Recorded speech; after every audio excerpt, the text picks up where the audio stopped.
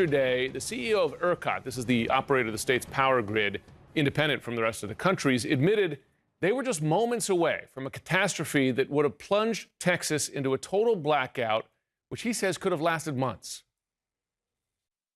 And it was seconds and minutes, given the amount of generation that was coming off the system at the same time that the demand was still going up significantly.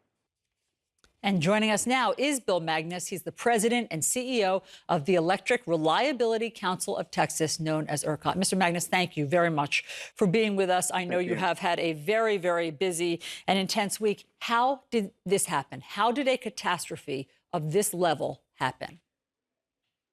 What we saw with the storm that came into Texas, which, as you've been reporting, is unprecedented and causing tragic outcomes all over the state, was a terrible event for the grid, for the electric grid. The reason is, on the electric grid, at every moment of the day, we have to keep power in balance. Demand and supply have to be very closely in balance. If they get too far out of balance, the system can get very unstable. If we let it get it far enough out of balance for long enough, it causes a catastrophic blackout where it can take an indeterminate amount of time to fix it. So those are the worst outcomes that grid operators like ERCOT try to prevent. What we saw when the storm came in was the demand on the system spiking to levels we've never seen in the winter season in Texas, and the supply, also because of the storm, having a lot of the generation plants knocked out as the storm blew through the state. So we had the worst kind of combination we could see. Yeah. And we got to a point where we weren't going to be able to serve the demand, and we had to ask for outages that unfortunately had to stay in place for days until we could stabilize the system. The governor of Texas, Governor Abbott, says that just days before, you assured him the grid was ready, that you assured him that ERCOT could handle this coming storm. Here's what he said yesterday. They said 5 days before the winter storm hit, the ERCOT CEO assured ERCOT, and I quote, "We're ready for the cold temperatures coming our way." Why did you say you were ready? Well, when ERCOT says it's ready, what ERCOT needs to do is warn generators, warn transmission owners that we see a big event happening. And we did that in the week before the storm. We don't own the power generation or the transmission lines. We're more the traffic cop or the air traffic control on the system.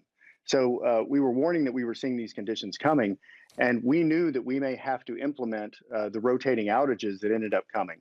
And as we saw the supply get lower and the demand get higher on Sunday night, those rotating outages were what we implemented. Yeah. That's what we drill on, and that's what we prepare for.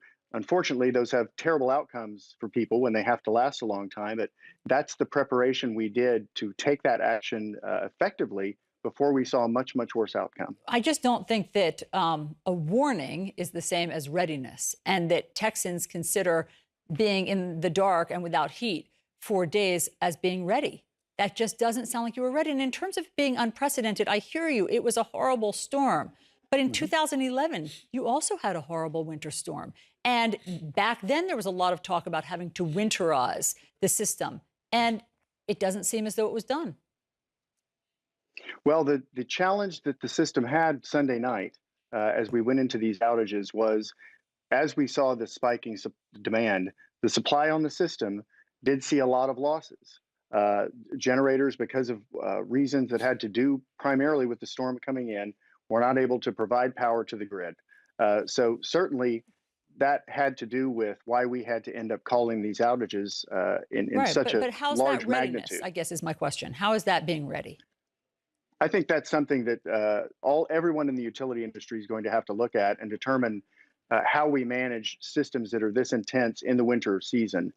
Certainly that there's going to be tremendous amount of assessment and review of what we can do to make this never happen again. But I think our role and what we feel like we took care of, although there was a lot of trouble for everyone in the state in this, was to be sitting here today saying that most Texans are being able to be restored. Power is going to be back on as normal, and we're not talking to you about a much longer, a much more devastating blackout. So, but I mean, are you saying that this was a success story on some level? No, this is not a success story. I think we understand we're in the electric business. We know that electricity is essential to civilization, and it's awful for us in the business to see systems that can't make electricity available to everyone. So no, I think we're going to have to look at this very carefully and understand how we can manage the events better as an entire industry. So not a success, but there were worse outcomes, as bad as these were, that we needed to step in and prevent. On Tuesday, Governor Abbott said that he thought that the top executives at ERCOT, obviously including you, should resign. Will you resign? Well, right now, we're focused on getting the rest of Texas power back. That's the absolute focus. Next week, we're going to be having legislative hearings to review the entire event. And I think at that time, we can assess what next steps should be. Right now, we want to keep ourselves focused on getting out of the problem and getting Texans all their power back. I understand. But when the smoke clears, at least 15 people have died this week in Texas, maybe up to 23 people. There have been devastating results to people's homes. There have been fires. How can you keep your job after a week like this? We're accountable to the people and the leadership of Texas. We're going to go and explain the steps we took and how that played into the entire situation on the electric grid. If that's the outcome, that's the outcome. That's where we're accountable. And we want to be accountable and explain what we did. And then we'll see what happens. If the whole state's electrical grid can go down in a winter storm, is it time to join the rest of the country's electrical grids and not be just Texas independent if this is going to keep happening?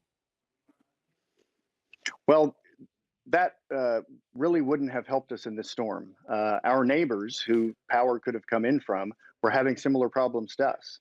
The power grids to the east and to the west and that are in Texas were having similar issues. So I don't think but nowhere was as bad as Texas, Mr. Magness. I mean, nowhere was as bad as Texas. You know, you could have borrowed, you could move electricity around. That's how it's set up. You know, Oklahoma, which was also hit with this same storm, did not have the same problems. This was a Texas-specific problem. Well, and I think what was Texas-specific was not something that necessarily could have been managed by not having Texas electric grid. In fact, the biggest problem has to do with what I was describing before, that we saw the supply not be able to keep up. And once the supply couldn't keep up, we had to take actions to restore stability to the system. And those actions are obviously going to be reviewed and examined very closely by us, by everyone else. And all those questions that are arising about what comes next, those are decisions for policymakers to make. We defer to them on all of those. And we'll see what policymakers want to do to prepare us to never see this kind of event again. But last, do you think the people of Texas should have confidence in your management today? The people of Texas can have confidence in the grid operators who made the very difficult decisions they had to make Sunday night when we saw the system getting unstable. Those decisions prevented much, much worse blackouts that we would still be suffering from in a much more extreme way today. So whether people have confidence in me or not, the grid operators who have to make those tough decisions in real time as critical conditions are right in front of them, they should have confidence in those folks because they made some good decisions.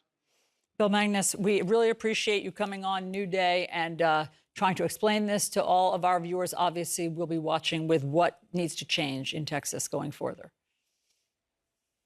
Thank you. Thank you.